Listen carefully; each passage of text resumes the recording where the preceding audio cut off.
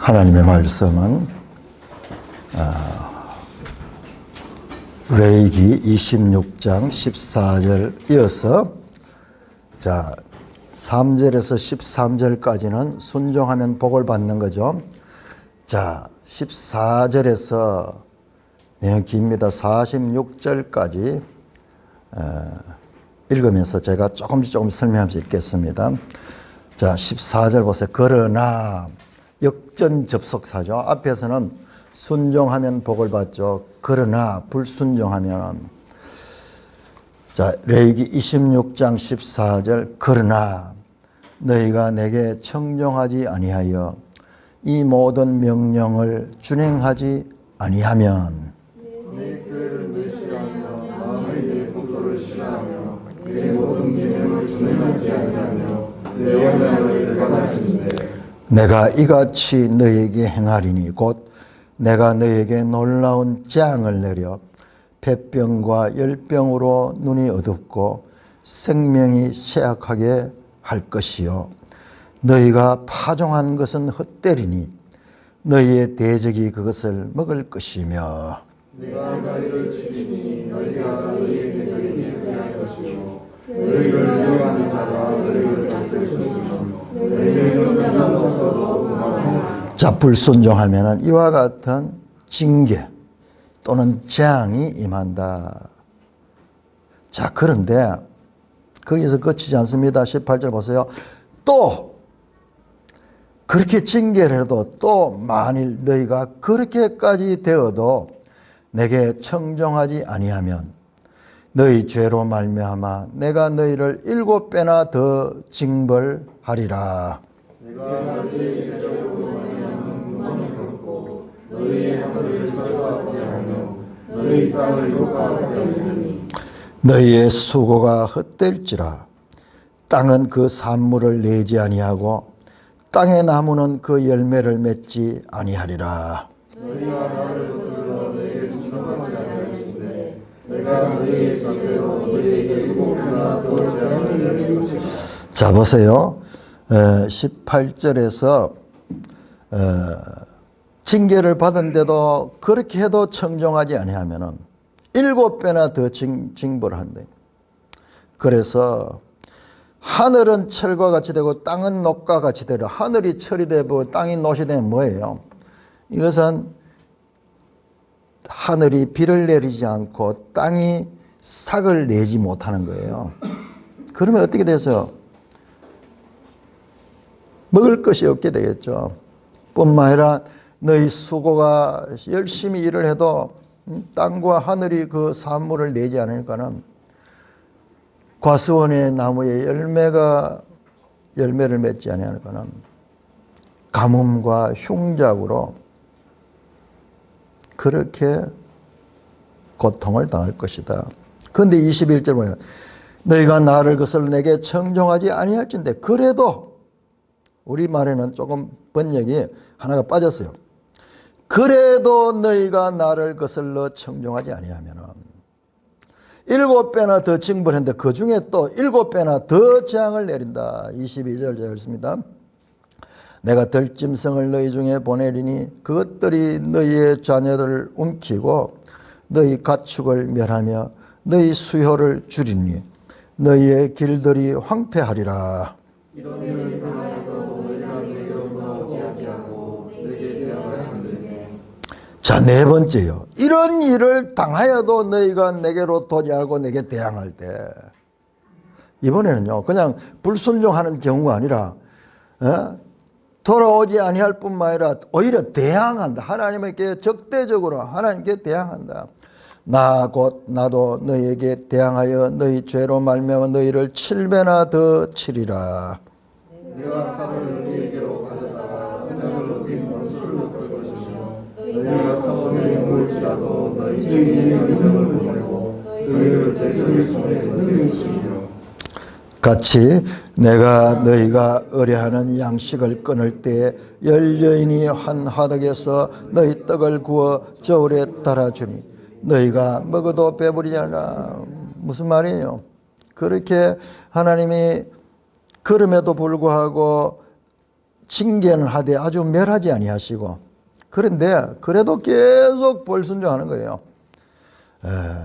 그때 칼이 너희를 떠나지 않을 것이고 너희에게 전염병이 들어와서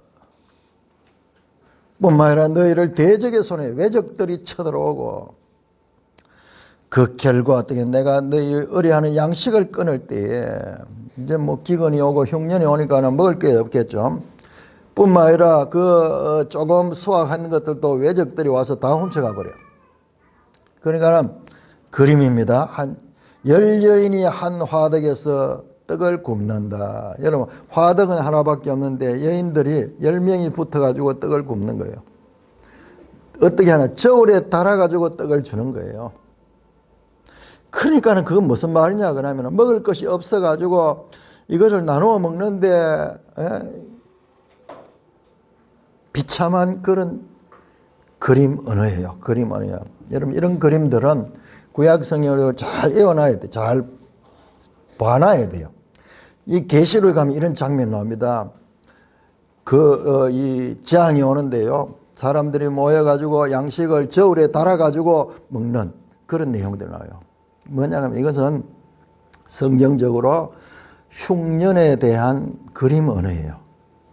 누구든지 어느 나라 사람들인데 다 이 그림을 보면 먹을 것이 없구나 하는 것을 볼 수 있는, 구약 성경은 많은 그림 언어로 구성이 되어 있습니다. 자, 26장 27절. 자, 너희가 이같이 될지라도, 5번 지금 계속 이같이 될지라도 내게 청종하지 아니하고 내게 대항할진대.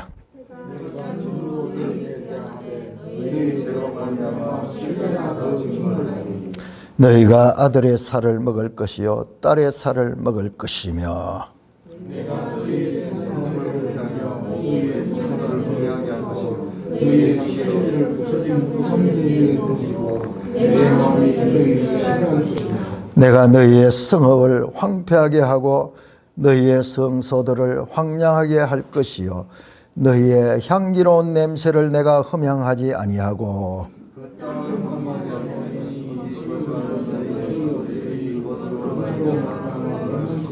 내가 너희를 여러 민족 중에 흩을 것이요 내가 칼을 빼어 너희를 따르게 하리니 너희 땅이 황무하며 너희의 성읍이 황폐하리라.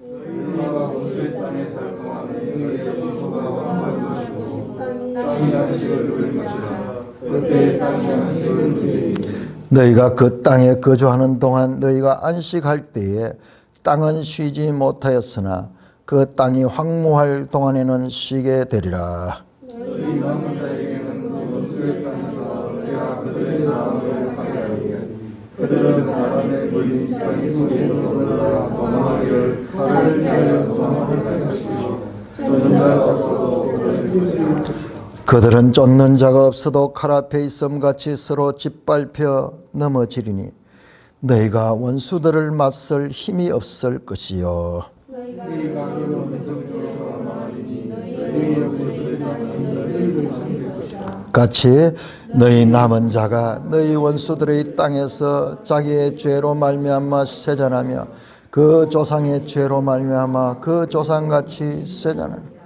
여러분 보세요. 앞에서 복받는 거 순종하면 복받는 거 13절까지 나왔지만은 지금 14절부터 39절까지가 불순종해서 저주를 받는 내용이에요.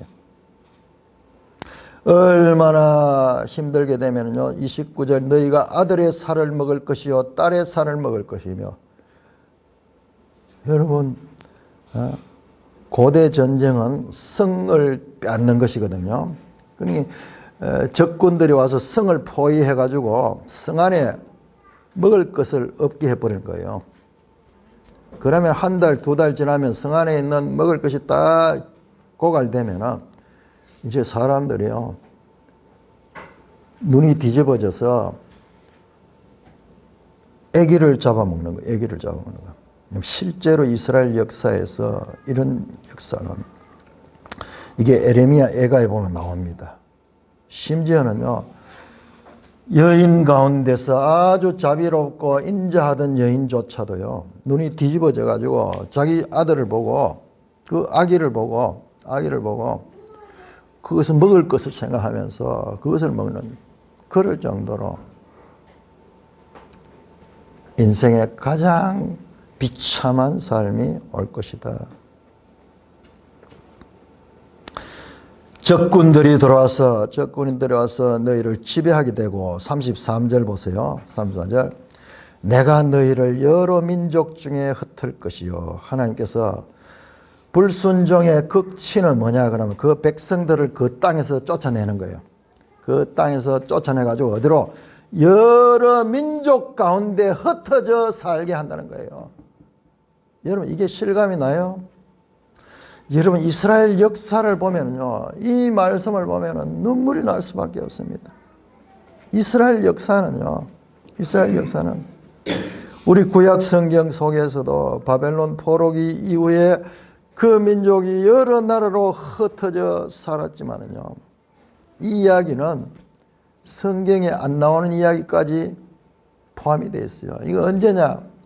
AD 70년 이후에 로마에 의해서 이스라엘이 완전히 멸망당하고, 그리고 그 이후에 한 140년, AD 한 140년 병부터 시작해서는요, 로마에 의해서 유대인들을 예루살렘에서 다 추방시켜요. 다 추방시킵니다. 여러분, 사도행전 보다 보면 그런 내용 나옵니다. 글라디오 황제 때에 예루살렘, 그 로마에 있던 유대인들을 온 땅에 그 로마에서 추방하는 내용이 나오듯이, 그 이후에는요, 예루살렘 자체에 유대인들이 살지 못하도록 해서 그야말로 유대인들은 땅을 잃고 전 세계에 떠돌이 생활을 하는 거예요. 그러니까 이어져 나오는 내용들이 좀 과장인 것 같이 보입니다, 여러분들. 왜냐 그러면은요, 사람들이 34절은 원수들의 땅에서 살면서 불안과 공포에 사로잡히는 거예요. 아무도 무슨 바스락 소리만 나도 막 화들짝 놀라고, 누가 와서 문만 두드려도 막 사람들이 두려움 가운데 그렇게 사로잡히게 되는 거예요. 이게 이스라엘 역사입니다. 그 추방된 여러 나라에서 또 추방되고요. 19세기 많은 유대인들이 오늘날 러시아 땅 이쪽에도 많이 추방돼 살고 있었는데, 그건 전 세계 곳곳에 유대인들이 흩어져서 사는데, 그 러시아에서 또 추방이, 좀 살만하고 이렇게 농사를 짓고 이러면은 거기서 또 와서 또 추방시키는 거예요. 그래서 이들이, 많은 사람들이 그때 미국으로 넘어갔어요. 그 유대인들이 미국에 많이 사는 이유가 그때 많이 들어갔어요. 그 지붕 위에 바이올린이라는 영화가 보면 그런 배경을 가 있어요. 언제까지? 아니, 우리 성경에 나오는 BC 586년 바벨론 포로 시기부터 시작해서 언제까지? 금세기 우리가 살고 있는 이 시대에 1948년 독립할 때까지 이스라엘 민족 전체가 전 세계에 추방돼서 흩어져 살았는 그 이야기를 지금 하는 거예요. 그 이야기를 하는 거예요. 자, 40절에서 46절입니다. 자, 그런데 놀라운 말씀이 나옵니다. 40절입니다. 그들이 나를 거스른 잘못으로 자기의 죄악과 그들의 조상의 죄악을 자복하고, 또 그들이 내게 대항함으로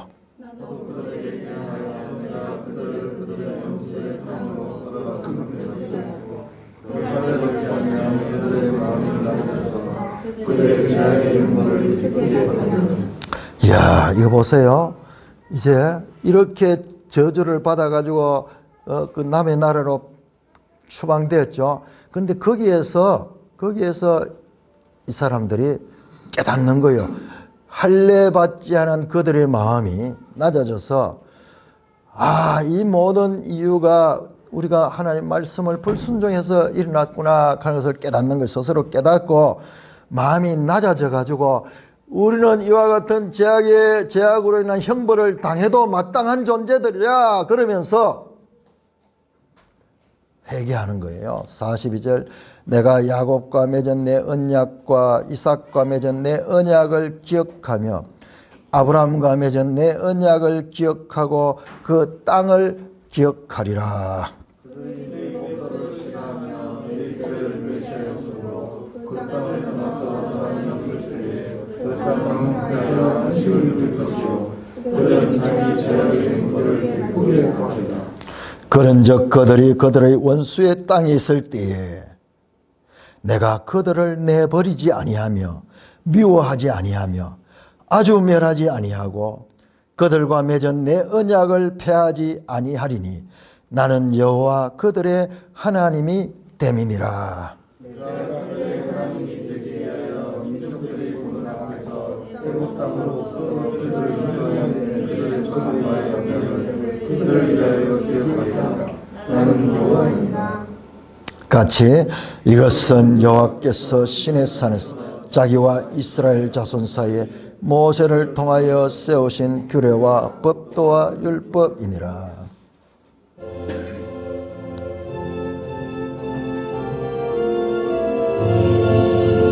주님 우리의 마음을 여시어 말씀을 깨닫게 하옵소서. 아멘.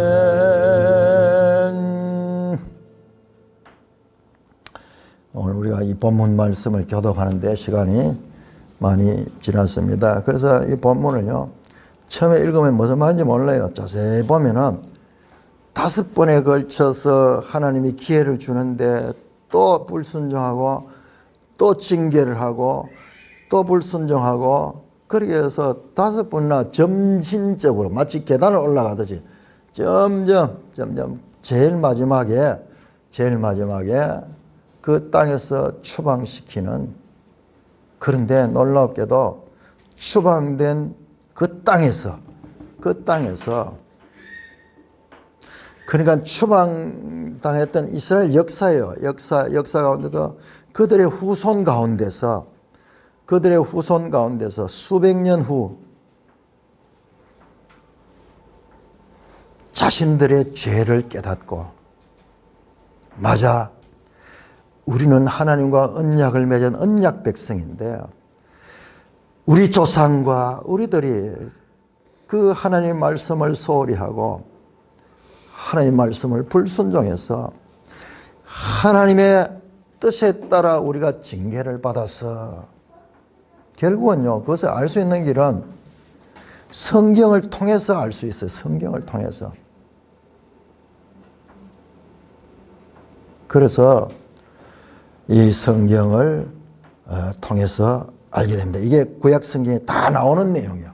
다 나오는 내용. 그런데 우리는 이 말씀 따로, 그다음에 딴 말씀 따로 이래 보니까 이 성경이 막 흩어져 산만한 거예요. 오늘 저를 따라서 이 성경을 보면 시간이 오늘도 너무 없을 것 같아요. 너무 없을 것 같은데요. 그런데 정확하다. 성경이 얼마나 정확한 책이고 그 다음에 일관되며 연속성을 가진 책인가.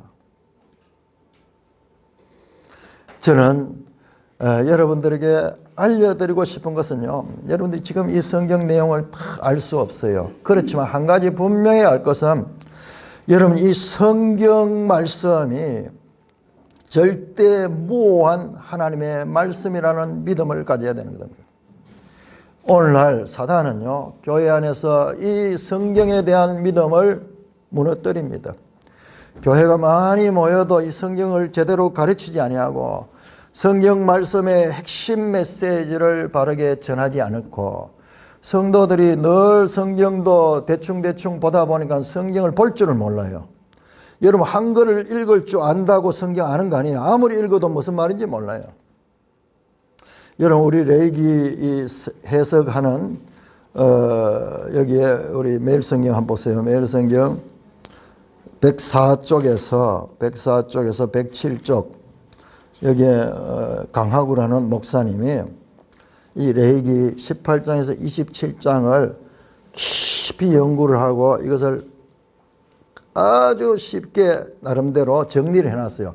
그러나 우리가 읽으면은 너무 어려워. 왜 어렵냐? 요 내용들은 우리 성경을 이걸 자세히 읽어야지 이 말씀이 뭔지 알 수 있도록 되어 있어요. 제가 여러분들에게 권면한데요. 여러분들 가운데서 시간이 주어질 적에 요 내용을 한번 자세하게 읽어보세요. 자세하게 한번 읽어. 이게 시간이 많이 걸려. 그리고 읽어도 무슨 말인지 잘 모를 때 성경 구절 일일이 다 찾아보면 열어보면요. 이게 이 말씀이구나. 이 말씀이구나. 그리고 구조가 이렇게 됐구나. 그렇게 알 수 있는 그런 좋은 선생님이 이 책 속에 있습니다. 감히 제가 말씀드린데 이 매일 성경만 제대로 공부하면요. 신학교 나온 사람보다 훨씬 더 하나님의 말씀을 바르게 알 수 있어요. 뿐만 아니라 그때그때 해설 나오잖아요. 이 해설들 정말 이 성경적인 기본 원리에서 본문을 잘 해석하고 있는 말씀이다. 그래서 우리나라 한국 기독교의 자랑이에요. 이런 책들이 나와가지고 제가 이렇게 보니까는 서울의 어느 교회도 이걸 하던데 우리하고 똑같이 매일 새벽마다 그날 본문 또 하고 그 다음에 목사님이 주일날에는 우리하고 똑같이 이런 교회를 내가 한 서너 군데 지금 발견했어요. 왜냐 그러면 성경을 제대로 하면은 이렇게 해야 되는 것이 정석이에요. 정석.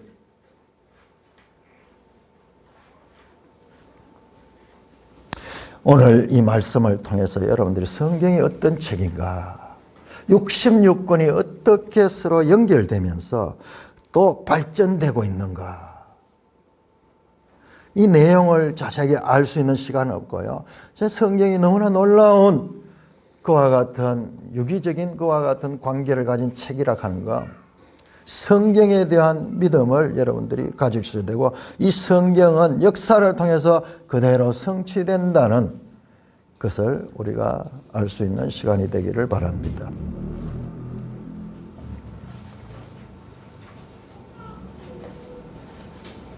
여러분 오늘 읽었던 41절 41절 오늘 말씀의 주제를 제목을 마음의 할례라고 그랬는데요.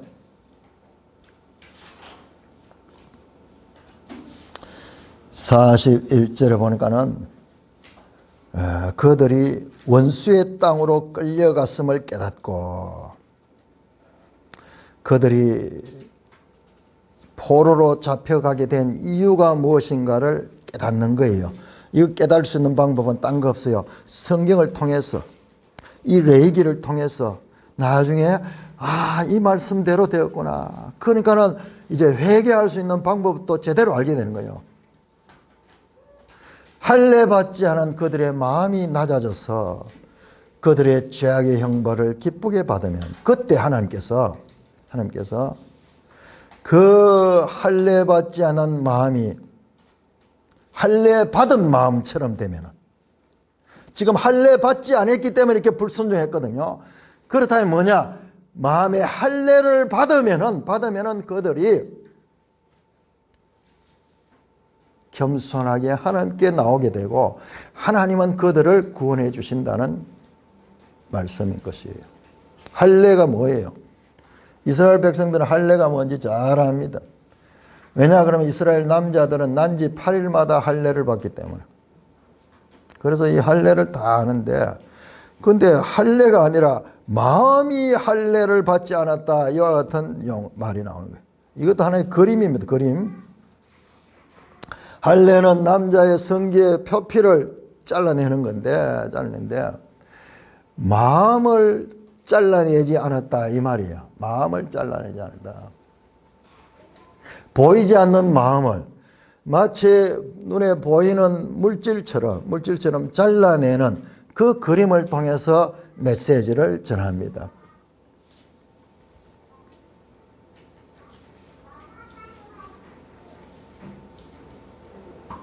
자, 마음의 할례를 받는 것이 무엇인가?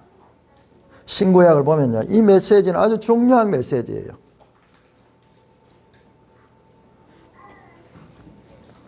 자, 여러분 사도행전 16장 한번 찾아보세요. 이 말씀은 이렇게 연결되는 거예요. 사도행전 16장 14절 합니다. 성경은 신약 구약 성경 나름대로의 독특한 성경 나름대로의 그와 같은 형식이 있어요. 성경 언어가 있어요. 마음의 할례 가는 거, 이것은요 신약 성경에서도 아주 중요하게 다뤄집니다. 자, 16장 14절 우리 같이 한번 읽겠습니다. 시작. 두아디라시에 사는 자색 옥감 장사로서 하나님을 섬기는 루디아라 한 여자가 말을 듣고 있을 때 주께서 그 마음을 열어 바울의 말을 따르게 하신지라. 사도 바울이 복음을 전하는데 한 여인이, 무역업을 하는 루디아라는 한 여인이 바울의 말씀을 듣다가 은혜를 받고 변화를 받습니다. 그걸 이렇게 표현해서 그 마음을, 주께서 그 마음을 열어 바울의 말을 따르는, 그 마음을 열어가 그 안에다 바울의 말씀을 주니까 그 말씀이 그 여인을 움직이는 거예요. 움직이는 거예요.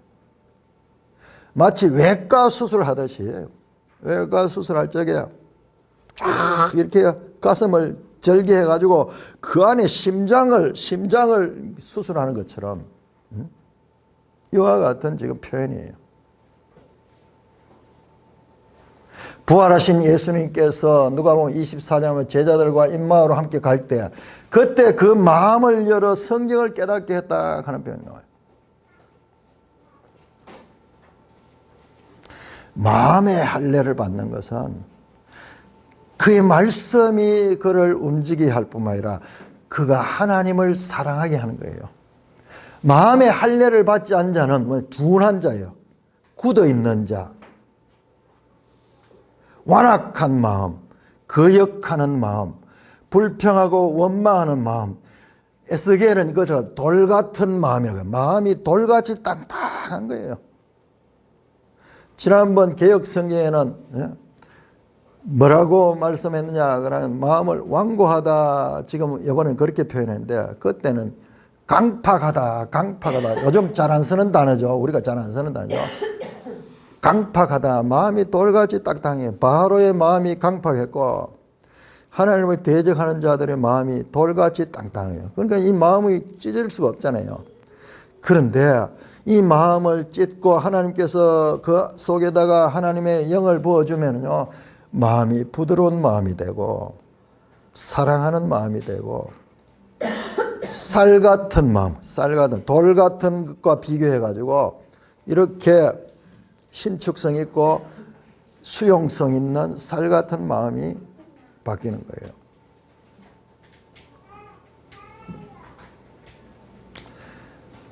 보이지 않는 마음을 할례를 받은 마음처럼 그렇게 해주겠다는 말씀입니다.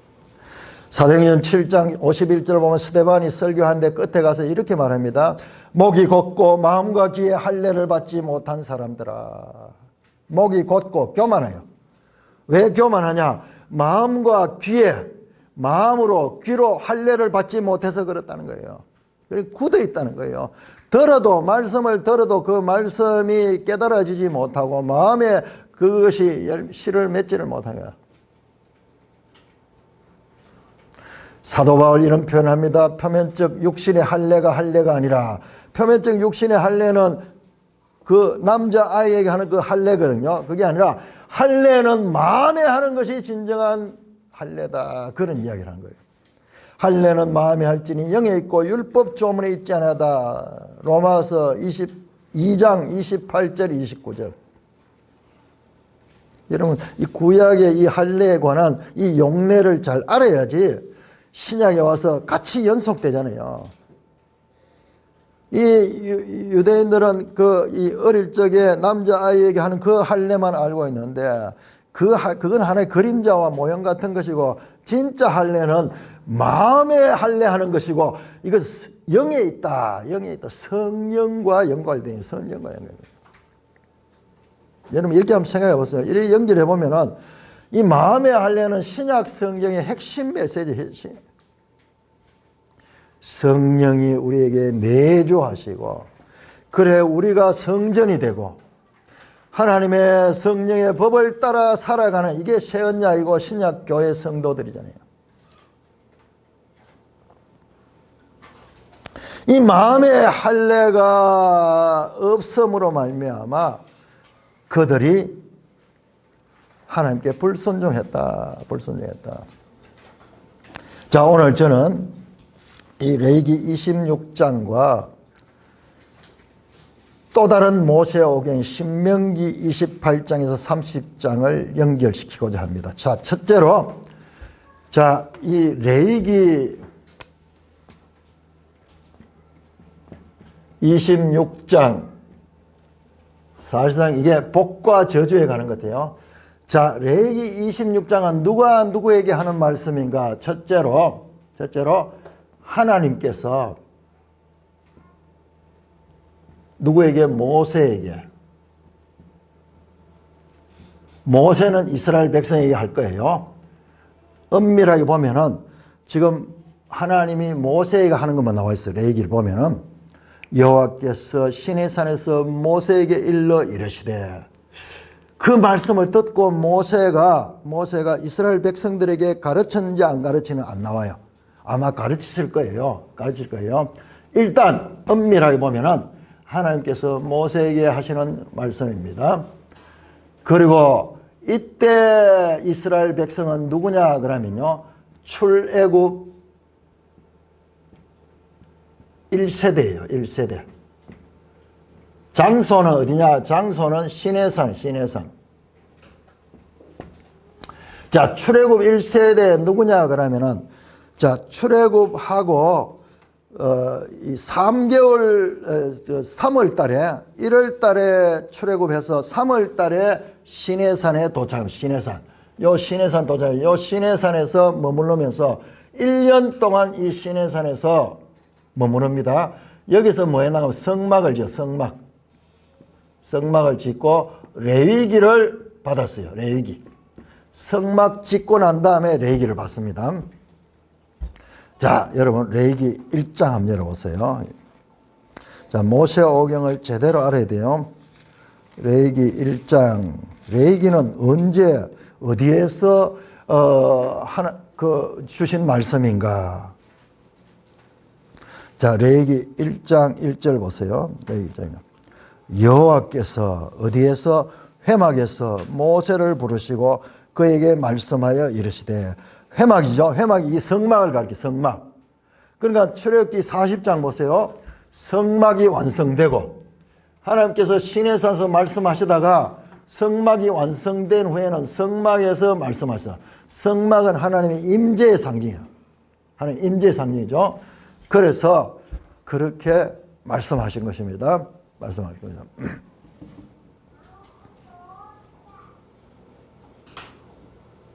자, 요때가 언제냐 그러면은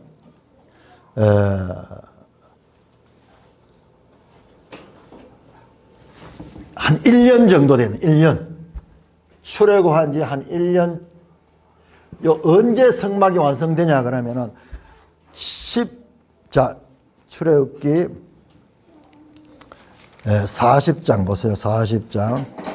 출애굽기 40장 2절 나오죠. 2절. 너는 첫째 달 초하루에 성막 곧 회막을 세우라. 요 첫째 달은 출애굽한 2년째 되는 첫째 달이에요. 2년 되는 첫째. 그래 1년 동안 이 성막을 다 만들고요. 2년째 될 때 이 만드는 성막을 이제 세웠는 거예요. 성막. 그리고 레위기는 이 성막에서 하나님께서 모세에게 말씀하시는 내용이에요.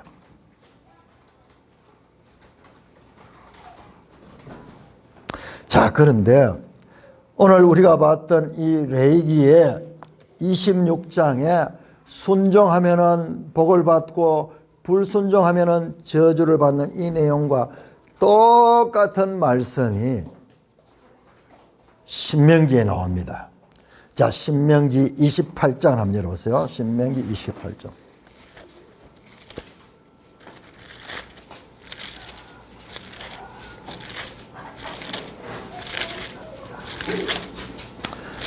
신명기 28장 1절부터 보면요. 내가 내 하나님 여호와의 말씀을 삼가 듣고 내가 오늘 네게 명령하는 그의 모든 명령을 지켜 행하면 내 하나님 여호와께서 너를 세계 모든 민족 위에 뛰어나게 해주시오. 네가 네 하나님 여호와의 말씀을 천정하면 이 모든 복이 내게 임하여 내게 이르리니 성읍에서도 복을 받고 들에서도 복을 받고 내 몸의 자녀와 내 토지의 소산과 내 짐승의 새끼와 소와 양의 새끼가 복을 받을 것이며 네 광주리와 떡반죽 그릇이 복을 받았고 네가 들어가도 복을 받고 나가도 복을 받고 우리 한국 교인들이 제일 좋아하는 말씀이에요. 복을 막 엄청 받는 거예요. 그런데 전제가 있어요. 1절 말씀을 듣고 순종하면은 복을 쭉 받습니다. 자, 근데 15절 보세요. 15절. 네가 만일 내 하나님 여호와의 말씀을 순종하지 아니하면 내가 오늘 네게 명령한 그의 모든 명령과 규례를 지켜 행하지 않으면 이 모든 저주가 임하면 네가 성읍에서도 저주를 받고 들에서도 저주를 받으며 네 강주리와 떡반죽 끓이기 저주를 받을 것이며 쭉 어디까지 나오냐 68절까지가 그러니까 신명기 28장 15절부터 마지막까지 전체가 저주받는 내용이에요. 전체 저주받는.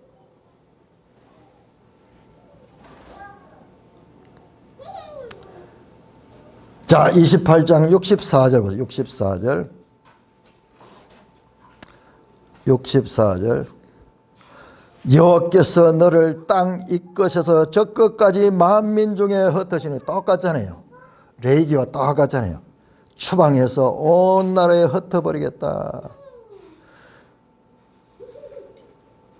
65절 그 여러 민족 중에 네가 평안함을 얻지 못한다. 나라를 잃어버리고 나라에서 쫓겨나가지고 여러 민족 중에 거기에 살면서 불안한 가운데 사는 거예요. 늘 불안하고 위협 가운데서 두려움 가운데 살게 되는 저주를 받게 될 것이라는 말씀이 나오는 거예요. 자, 여러분들께 한번 질문해 보겠습니다. 자세히 보면 똑같은 내용이에요. 자, 레위기에서 준 말씀과 신명기에서 똑같은 말씀인데 신명기가 좀 더 자세하게 기록하고 있어. 자, 여러분들 신명기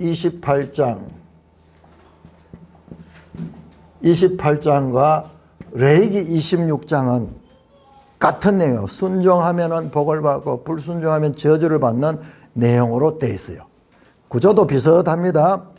여기에도 훨씬 불순종해서 저주받는 내용이 더 길게 되어 있어. 신명기도 마찬가지야. 왜 성경에 똑같은 내용이 이렇게 중복되게 기록이 되어 있을까?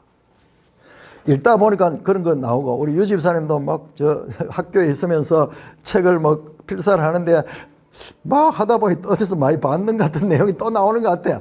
그래서 뭐 그런 이야기를, 그런 걸 자세히 보면은 성경에 했던 말 또 나오고 했던 말 또 나오고, 지금 이것들 경우도 대표적이잖아요. 자, 왜 이럴까?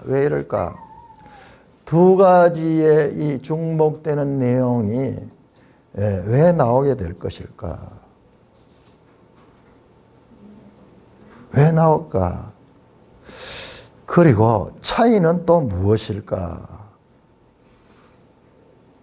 제가 신학교 떡 들어가지고 저는 나름대로 성경을 많이 읽은 사람이고, 그리고 이제 성경에는 누구보다도 내가 좀 자신 있다고 이렇게 속으로 생각하고 있는데, 그 막상 들어가서 공부를 하는데 이런 질문을 당하게 되니까, 민수기가 뭐고 신명기가 뭐고 이 자체를 뭐, 그 내용은 막 읽어봤는데도 왜 이 책이 이렇게 있는가?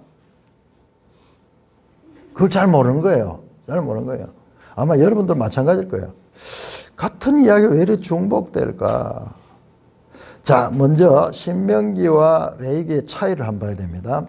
자, 신명기는 누가 누구에게 한 말씀인가 보세요. 누가 누구한테 한 말씀일까요? 신명기는? 그렇습니다. 다릅니다. 여러분 달라요. 자, 신명기는 모세가 이스라엘 백성 출애굽 2세대 2세대죠. 이스라엘입니다. 자, 신명기 1장을 한번 펴보세요.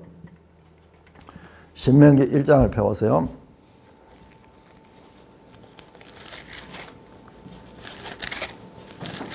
이거만 아는 것만 해도 대단한 거예요. 나는 신학까지 들어가지고 이게 뭔지 몰랐어. 그래서 제가 이걸 힘써 강조해서 가르치는, 우리가 성경을 공부하는데 이 귀한 생명의 말씀을 공부하는데 너무 두서가 없고 체계가 없고 보고 싶은 것만 보고 이러다 보니까는 하나님이 무슨 말씀하려 하는지를 모르고 우리 마음에 좋은 것만 보는 거예요. 자, 1장 1절 신명 시작. 이는 모세가 요단 저쪽 숲 맞은편 아라바 광야 곧 바란과 도벨과 라반과 하세롯 다사합 사이에서 이스라엘 무리에게 선포한 말씀이다. 요 장소는 어디냐 그러면요, 뒤에 나오는데 모압 평지에서 누구에게? 이스라엘 무리에게. 자, 레위기는 하나님이 모세에게 하신 말씀이에요. 하나님이 모세잖아요. 계속 보세요. 자, 신명기는 모세가 지금 이스라엘 백성이 하는 말. 신명기는 뭐냐 하면 모세의 설교예요, 설교. 이건 하나님의 계시예요. 근본적으로 이와 같이 차이가 나는 거예요. 그래서 신명기를 딱 대할 때는 이런 관점이 기본적으로 이런 구조를 이해를 하고 봐야 되는 거예요. 안 그러면은 했던 말씀 또 나오고 했던 말씀 또 나오고 막 그러니까 우리가 헷갈리는 거예요. 전혀 다릅니다. 레위기는 하나님이 모세에 하셔서 모세가 이스라엘 백성에 전했을 거예요. 그 내용까지는 안 나와요. 들어서 전해라 그랬으니까 전했을 거예요. 대상이 출애굽 1세대, 장소는 시내산.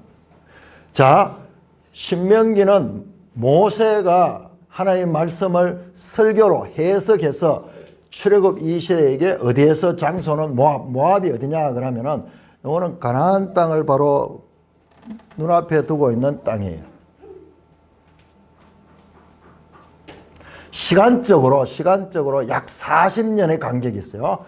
한 40년 후에요. 그리고 그 내용을 자세히 보면은 이 사람들 다 죽었어요. 갈렙과 여호수아 빼고 이 사람들 다 죽었던 그때 출애굽 2세대에게 하신 말씀이에요. 그러니까는 하나님의 계시보다도 설교를 하니까는 거기에다 좀 해석을 덧붙여 가지고 내용이 좀 더 길어지는 거예요. 좀 더 길어요. 알아들을 수 있도록 설교자가. 그러나 이 출처는 하나님 계시의 말씀이죠. 말씀입니다.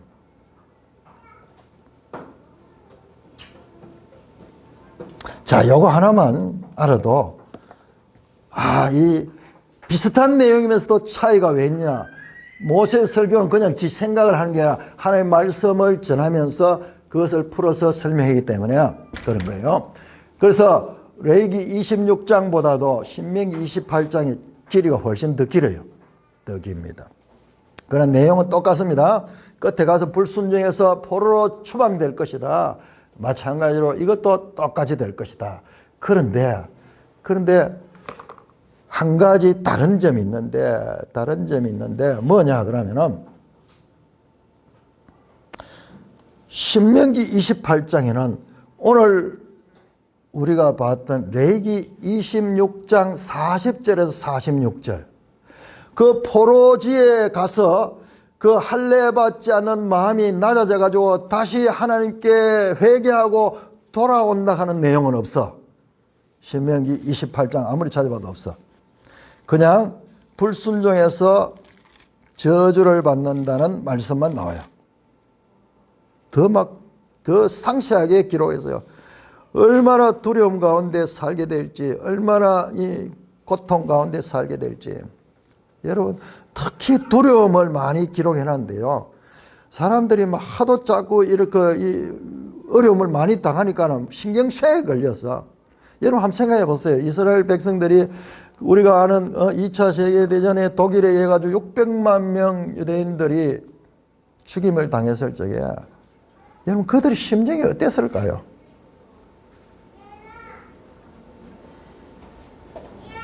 그런 역사를 바벨론 포로 이후로부터 따지면요 2500년 동안 그 역사를 이었던 것이 이 유대인들이에요. 문제의 핵심은 다시 레위기로 돌아갑니다. 레위기 26장 여러분들 저 성경책과 그 매일 성경을 이렇게 딱 대조를 해놓고 좀 대조를 해봐야 돼요. 자, 26장 레위기 26장 41절 할례 받지 아니한 그들의 마음이 낮아져서 이 말은 마음에 할례를 받으면 가는 할례를 받게 되면은 그들이 깨닫게 되고 겸손해지고 하나님 앞에 그들의 징계도 달게 받을 수 있을 것이다.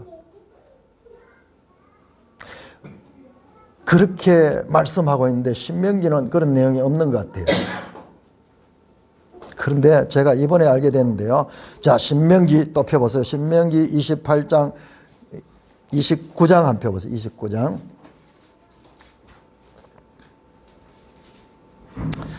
자, 28장 전체가 이 15절부터 68절까지가 불순종이라는 저주를 자세하게 기록해 놨어요.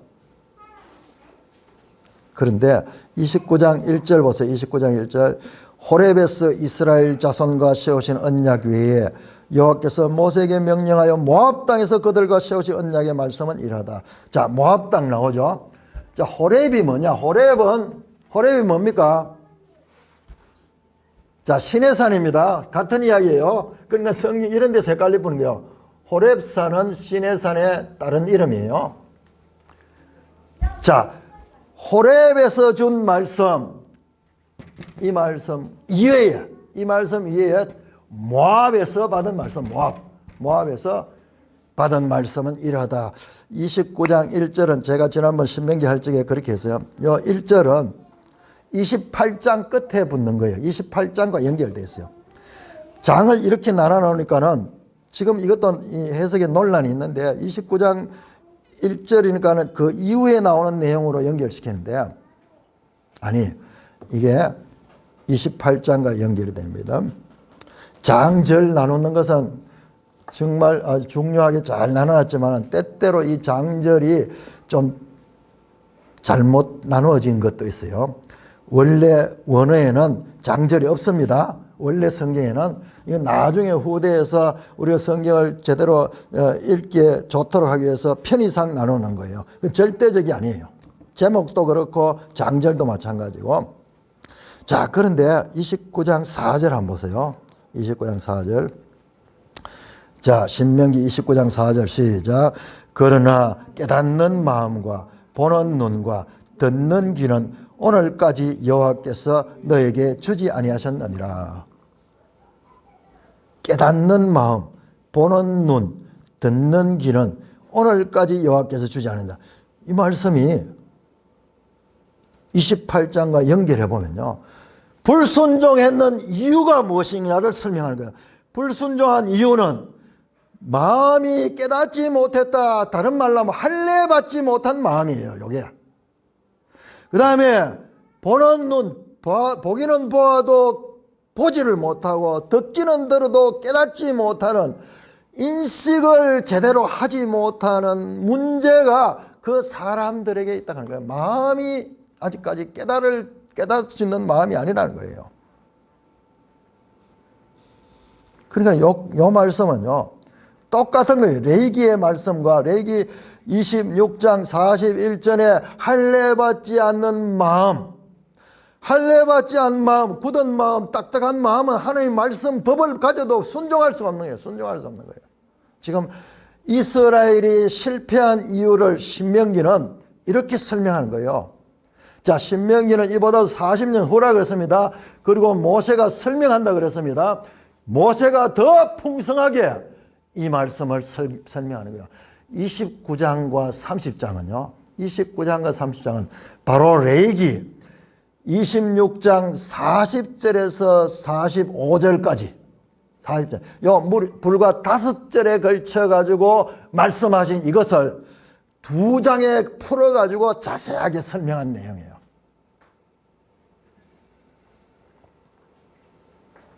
하나하나 살펴보면은 시간이 없죠. 자, 30장 넘어 30장. 자, 30장 넘어가 봅니다. 30장 1절 같이 읽습니다. 시작. 내가 너게 진술한 모든 복과 저주가 내게 임함으로 네가 네 하나님 여호와로부터 쫓겨간 모든 나라 가운데서 이 일이 마음에 기억이 나거든. 여러분 보세요. 진술한 복과 저주 앞에 28장에 나오는 그 이야기예요. 순종하면 복을 받고 불순종하면 저주를 받는다는 그 이야기입니다. 그런데 결과적으로 쫓겨났어요. 1절에 보니까 불순종해서 쫓겨났다. 그 모든 나라 가운데서 이 모든 일이 마음에 기억이 나거든. 기억이 나거든. 지금 여보세요. 레위기 26장과 한번 비교해 보세요. 레위기 26장 41절과 그들의 원수의 땅에 끌려가서 그들이 하나님께 돌아오는 거예요. 회개하는 거예요. 회개하는 거예요. 그때 하나님께서 도우신다 그럽니다. 자, 30장 6절 봐. 30장 6절 같이 읽습니다. 시작. 내 하나님 여호와께서 네 마음과 네 조선의 마음에 할례를 베푸사 너로 마음을 다하여 뜻을 다하여 내 하나님 여호와를 사랑하게 하사 너로 생명을 얻게 하실 것이요. 여러분 보세요. 레위기와 한번 비교해 보세요. 레위기는 할례 받지 못한 그들의 마음이 낮아져서 돌아온다 그러죠. 자, 여기에는요. 30장 6절은 하나님께서 네 마음과 자손의 마음에 할례를 베푼다고 말씀해요. 조상이 아니라 네 자손, 네 자손이에요. 자손. 왜냐 그러면은 이것은 장차 후대에 일어날 일이기 때문에 그런 거예요. 마음의 할례를 베풀어 주신대요. 레위기에는 어떤 할례 받지 못한 마음을 받은 자들이 불순종해서 그들이 저주를 받은 것처럼 신명기에서는 하나님이 때가 되면은 하나님이 그들의 마음에 할례를 행하신다는 거예요. 어디에요? 어디에서? 너희가 그 쫓겨난 나라 포로지에서 회개할 적에 아니요. 더 자세히 보면요. 마음의 할례를 받았기 때문에 회개하게 돼요. 이 회개도 자세히 보면은 우선적으로 행동, 현상으로 나타나는 것은 사람의 회개지만요. 그러나 보이지 않는 그들의 마음의 할례를 받을 적에 마음의 이 할례를 성령으로 주는 거예요. 그러니까는 회개하는 그런 것입니다. 포로지에서 쫓겨간 모든 나라에서 그런데 이 할례를 어떻게 받는가 한번 보세요. 네 하나님 여호와께서 하나님이 행하시는 거예요. 네 마음과 네 자손의 마음에 할례를 베푸사 그 결과 너로 마음을 다하며 뜻을 다하여 하나님을 사랑하게 한다. 와, 자발적으로요. 하나님이 그들의 마음에 할례를 베풀어 주시면은 그들이 자발적으로 하나님을 사랑하고 그 하나님의 말씀을 즐거워하며 그 하나님의 말씀에 순종하는 마음을 주신다는 거예요. 자, 둘 다 징계의 끝은 뭐냐 하면 징계의 끝은 추방입니다. 본토에서 추방. 여러분 한번 생각해 보세요. 하나님께서 이스라엘 백성을 출애굽시켜 가지고 가나안 땅에 들어오게 했어요. 이 한 900여 년 역사 가운데서 출애굽해서 가나안 땅에 들어가게 했는데 이제 불순종의 결과 그 가나안 땅에서 쫓겨나는 거예요. 그 가나안 땅에서 쫓겨나는 거예요. 추방자에서 어디로 가냐? 여러 나라. 이 시대를 갖다가 성경은 포로기라 그래요. 포로기. 포로기라 그래요. 바벨론 포로, 바벨론 포로. 성경에서 이 포로기에 대한 중요성은요, 얼마나 중요하냐면, 이거는 궁극적으로 신약시대 예수 그리스도의 구원을 가르쳐주는 핵심 하나의 사건이 됩니다. 사건이. 그래서 마태복음 1장에 그 예수님 족보 보면은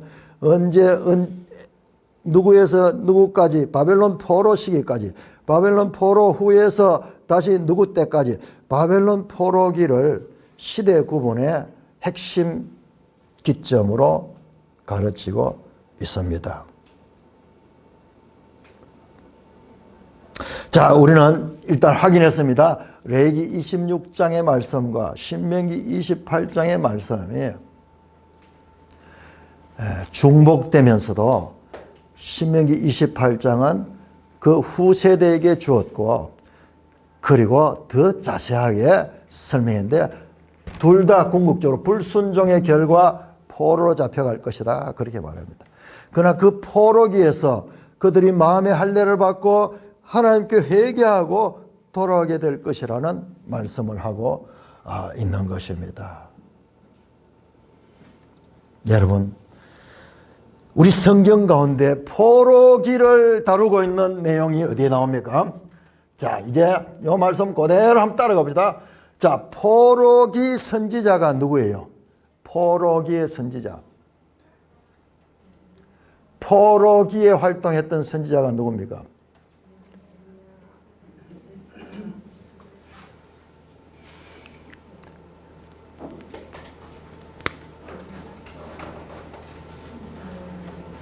자, 포로기는 BC 586년 여기에 이제 완전히 포로됩니다. 요 직전부터 시작해서 됐어요. 605년부터, BC 605년부터 1차 포로, 2차 포로, 그 다음에 3차 포로. 요때 다니엘 포로 잡혀갔고요. 요때 에스겔이 끌려갔어요. 이때는 이제 완전히 다 포로로 잡혀가는 때고, 이 포로기 선지자가 누구냐 그러면 에레미야, 그 다음에 에스겔, 다니엘, 이사야는 요거보다는 한 100년 앞에 선지자예요. 그 여기에 보면은 이 내용이 나오는 거예요. 여러분, 이 연속성을 한번 보세요. 이 레위기와 신명기의 이 연속성, 그리고 차이성이 있고, 자, 이때 이 신명기에서 예언한 이 말씀이 포로기에 정말 이루어지는가 뿐만 아니라 포로 후기의 성경 기자가 바로 에스라, 느헤미야입니다. 느헤미야. 자, 다니엘 9장 한번 찾아보세요. 다니엘 9장. 에레미야, 에스겔 다 나옵니다. 다 나오는데 여기에서 아주 선명하게 드러나는 다니엘 9장을,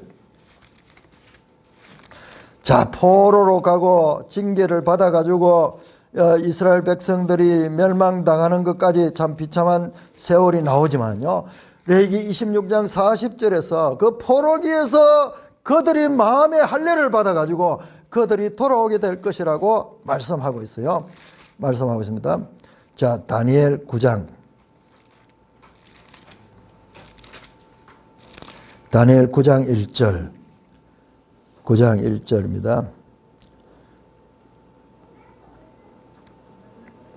메대족 속 아하수엘의 아들 다리오가 갈대아 나라의 왕으로 시험을 받은 첫 해, 이때가 BC 538년이에요. BC 538년. 그러니까 포로가 완전히 멸망이 586년이 됐고, 그로부터 한 50년 흘렀네요.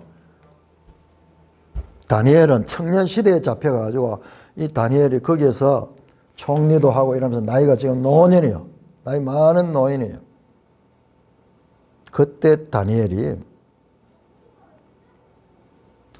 2절입니다. 그 통치 원년에 다니엘이 책을 통해 여호와께서 말씀으로 선지자 에레미야에게 알려주신 연수를 깨달았나니, 뭐냐 그러면 다니엘이 에레미야서를 받은, 에레미야가 누구예요? 바로 이 포로기 선지자예요. 하나님께서 이 포로기 선지자에게, 에레미야에게 말씀을 주셨는데, 그 말씀에 보면은 이 바벨론 포로가 70년 동안 이루어질 것이라는 것을 기록하고 있어요. 지금 그것을 찾아볼 시간이 없고요. 이게 중요한 핵심이었습니다. 자, 그래서 그 책을 읽었는 거예요. 그리고 깨달았는 거예요. 2절 보세요. 에레미야에게 준 연수를 깨달으니 곧 예루살렘의 항폐함이 70년 만에 그치라. 바벨론 포로기는 영원하지 않고 70년 동안 있다가 다시 그 나라에서 회복될 것인 것을 성경을 통해서 알게 되는 거예요. 그래서 그 말씀을 깨닫고, 절망적인 것 같으면 기도할 힘도 없을 거예요. 이 포로 기간이 얼마나 될런지 알 수 없으니까. 그런데 성경을 통해서 답을 알게 되는 거예요. 이야, 이게 징계가 있지만은 70년 동안 일단은 여기 있고, 여기서 포로로 돌아온다는 것이 나오니까요. 3절, 내가 금식하여 베옷을 입고 죄를 덮어쓰고 하나님께 기도하며 간구하며 내 하나님 여호와께 기도하며 자복하여 이르기를. 하나님 앞에 회개하는 거예요. 바로 지금 레위기 26장에서 40절에 46절에 나왔던 이 말씀, 그 후손들 가운데요. 후손들 가운데 이 모든 죄를 깨닫고 하나님께 제일 먼저 레위기 26장 40절 한번 보세요. 자기의 죄악과 그들의 조상의 죄를 자복하고, 자복한다는 건 자백하는 거예요. 죄를 고백하는 거예요. confess. 죄를 고백하는 거예요. 고백하는 거예요. 똑같이 한번 보세요. 다니엘이 4절 내 하나님 여호와께 기도하며 자복하여 이르기를. 이 내용을 보면요, 바로 우리가 하나님의 말씀을 떠났습니다. 5절 보세요. 우리는 이미 범죄하여 패역하며 행악하며 반역하여 주의 법도와 규례를 떠났사오니. 우리가 하나님 말씀을 듣지 않았습니다. 그러면서요, 이 기도 내용, 이 9장, 이게 다니엘의 기도입니다. 엄청 중요한 거예요. 이 내용에 지금 레위기가 말씀하는 그 회개를 그대로 합니다. 회개를 하되 지식을 따라서 회개하는 거예요. 하나님의 말씀을 따라서 회개합니다. 10절 보세요. 10절. 우리 하나님 여호와의 목소리를 듣지 않으며 여호와께서 그중 선지자들에게 부탁하여 우리 앞에 세워진 율법을 행하지 않았습니다. 목소리를 듣지 않았습니다. 범죄하고 악을 행했습니다. 하나님이여, 우리는 벌을 받아 이렇게 포로됨이 마땅합니다. 그럼에도 불구하고 하나님의 18절 보세요. 나의 하나님이여, 귀를 기울여 들으시며 눈을 떠서 우리의 황폐한 상황과 주의 이름으로 일컫는 성을 보십시오. 우리 성이 지금 완전히 황폐하게 됐습니다. 다니엘 기도 보세요. 우리가 주 앞에 간구하는 것은 18절입니다. 우리의 공의를 의지하여 하는 것이 아닙니다. 우리는 하나님 앞에 잘한 거 아무것도 없습니다. 단지 주의 큰 긍휼을 의지하여 기도합니다. 왜? 하나님께서 레위기에 말씀하셨습니다. 우리가 회개하고 돌아오면 하나님께서 언약을 기억하고 긍휼함을 베풀어서 이 땅에서 회복시켜 줄 것이라고 말씀하셨습니다. 그래서 그 말씀에 의지해서 기도합니다. 20절 보세요. 20절. 내가 이같이 말하여, 여기서 나는 다니엘이요, 내 죄와 내 백성 이스라엘의 죄를 자복하고, 이 말씀대로 다니엘이 자복합니다. 그때 하나님께서 다니엘에게 천사를 통해서 새로운 계시를 줍니다. 그것이 9장 20절부터 나오는 70일에 대한 예언이에요. 이렇게 연결되는 거예요. 이 70일의 예언의 핵심은 뭐냐? 예수 그리스도에 대한 예수 그리스도를 보낼 것이다. 그 내용이 나오는 거예요. 여러분, 이게 성경이에요. 나중에 다니엘서 할 때 이 부분을 자세하게 공부를 해야 돼요. 자, 여러분, 느헤미야, 에스라 한번 볼까요? 느헤미야, 에스라 한번 보겠습니다. 자, 느헤미야 1장. 느헤미야 1장. 우리 성경에서는 좀 앞으로 가야 되죠. 우리 성경은 역사서, 그 다음에 선지서, 시가서, 선지서를 따로 구분해 놔가지고 시간적으로 보면은 어떤 거는 앞에 있는 게 또 뒤에 가 있기도 한데, 자, 느헤미야 역사서의 마지막이 느헤미야 에스더까지죠. 에스더까지. 자, 느헤미야 1장 6절. 자, 이 느헤미야도 포로로 잡혀갔던 사람이에요. 이 사람들은 또 다니엘보다도 한 100년 후의 사람이에요. 느헤미야는 그 포로 기에 아닥사스다 왕, 그러니까 페르시아 왕 밑에서 신하로서 있던 자예요. 그러니까 그 조상 때 포로로 왔죠. 그러니까 그 조상 때 와가지고 거기서 포로지에서 태어나가지고 그 포로지 안에서 자란 사람이에요. 이 사람이 기도하는 내용입니다. 1장 6절. 이제 종이 주의 종들인 이스라엘 자손을 위하여 주야로 기도하오니 우리는 이스라엘 자손이 주께 범죄한 죄들을 자복합니다. 주는 귀를 기울이사 눈을 여사 종의 기도를 들어주옵소서. 나와 내 아버지의 집이 범죄하여 주를 향하여 크게 악을 행했습니다. 이 후손이요, 포로로 잡혀간 후손이 그들의 조상의 잘못과 그들의 잘못을 깨닫고 회개하는 거예요. 이 레기 언제? 모세 시대 때 BC 1500년경에 한 그 말씀을 따라가지고 BC 이건 400년대에 말씀 그대로 따라 회개하는 거예요.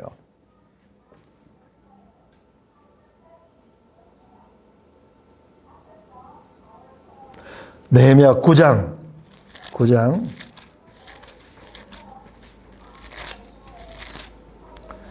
2절 3절. 9장 2절 3절 유명한 내용입니다. 이 성문 앞에서 이스라엘 전 백성이 회개하는, 포로에서 돌아와서 회개하는 내용입니다.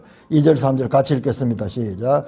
모든 이방 사람과 절교하고 서서 자기의 죄와 조상들의 허물을 자복하고 이날에 낮 4분의 1은 그 자리에 서서 그들이 하나님 여호와의 율법책을 낭독하고 낮 4분의 1은 죄를 자복하고 그들이 하나님 여호와께 경배하는데 죄를 자백하는 데부터 시작합니다.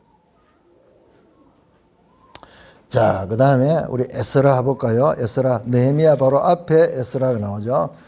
에스라 10장 1절. 10장 1절.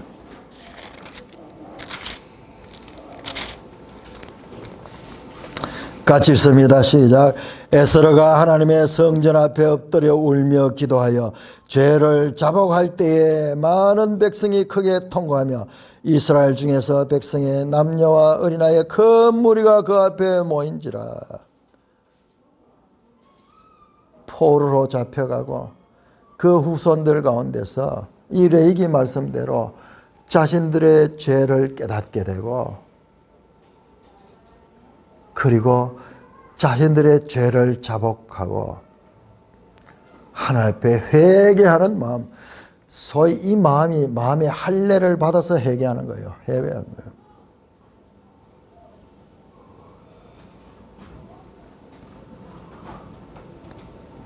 여러분, 다시 레위기로 돌아가면 생각해 봅시다.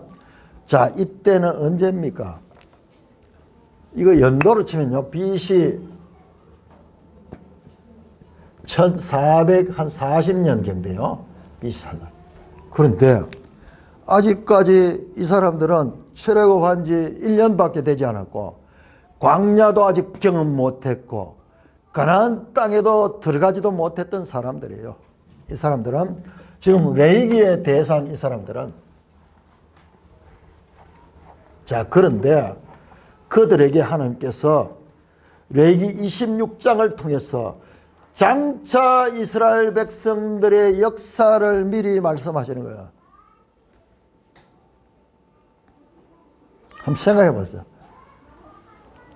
출애굽한 지 1년밖에 되지 않는 이스라엘 백성들에게 하나님께서 레위기 26장을 말씀하는데, 이 레위기 26장을 보니까는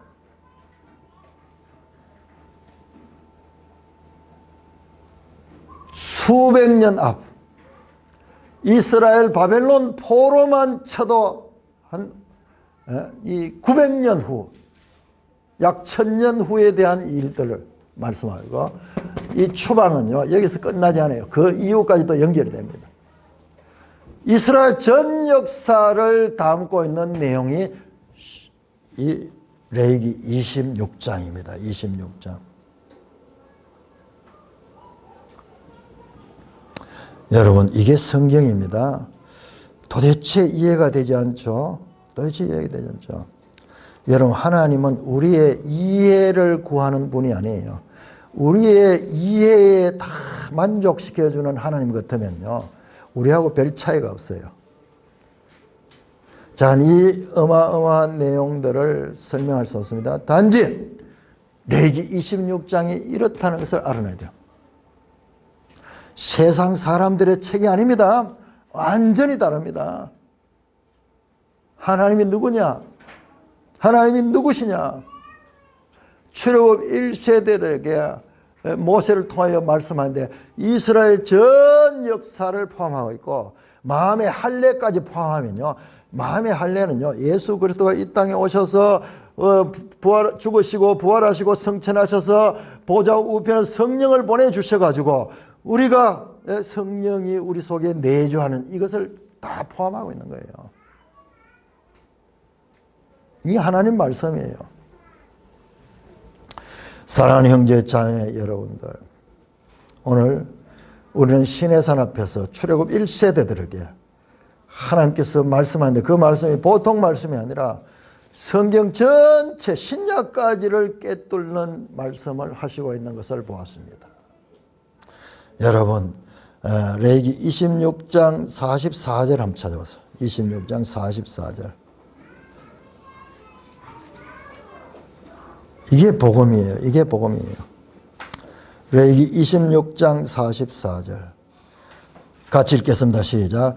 그런즉 그들이 그들의 원수들의 땅에 있을 때 내가 그들을 내버리지 아니하며 미워하지 아니하며 아주 멸하지 아니하고 그들과 맺은 내 언약을 폐하지 않으니 나는 여호와 그들의 하나님이다. 하나님이요, 징계하시되요, 이스라엘 징계하시되 하나님은요 아주 멸하지 아니하시는 분이에요. 아주 멸하지.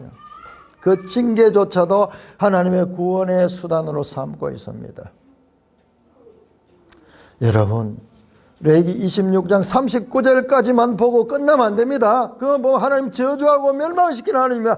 그러나 그 하나님의 구원은요, 궁극적으로 징계하시되 아비가 그 자녀를 사랑함 같이 그 징계를 하시되, 히브리서 12장에 나왔잖아요. 아버지가 그 아들을 바르게 하기 위해서 징계하듯이에요.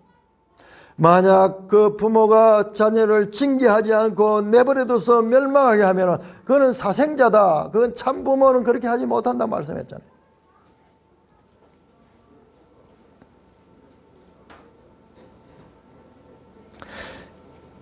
이스라엘의 죄악보다도 더 강한 것이 하나님의 구원 의지예요. 이스라엘의 불순종보다도 더 강한 것이 하나님의 구원의 의지라는 말씀입니다. 우리가 믿는 하나님이 바로 이 하나님이십니다.